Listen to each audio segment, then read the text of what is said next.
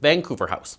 It's a big condo with big views of downtown Vancouver and big concerns from the city's Auditor General. There were things that were agreed to, talked about in public at council that were not delivered. That is Mike McDonald. Last week, he released a report into Vancouver House and ruled the city dropped the ball on what it eventually got.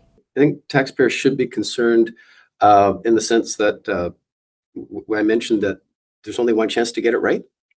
And once a piece of land is sold, it's gone. Here's what happened. Around 15 years ago, Vancouver sold the land at the foot of the Granville Street Bridge to development company Westbank.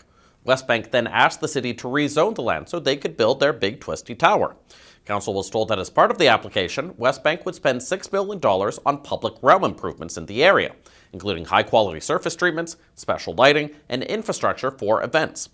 This is called a Community Amenity Contribution, or CAC, and is a fairly common part of a negotiation between the city and developers. The idea being, if a developer gets to profit from rezoning, the city should get new stuff in exchange for the extra strain on infrastructure. But McDonald said that after Vancouver House was built, those specific improvements didn't happen. The city really didn't have processes for monitoring what was actually being delivered. McDonald went to the site and saw no real evidence of an enhanced public realm. He asked the city for documents showing any communication or deadlines for those promised improvements and found none.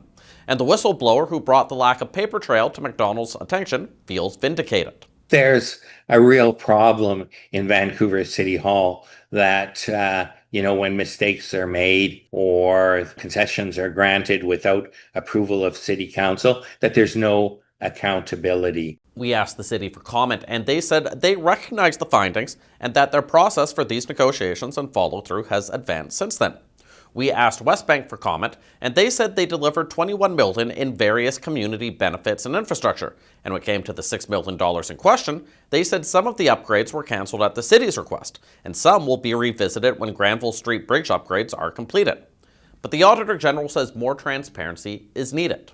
It suggests there's some weaknesses in both the negotiation of CACs and also the actual oversight of them.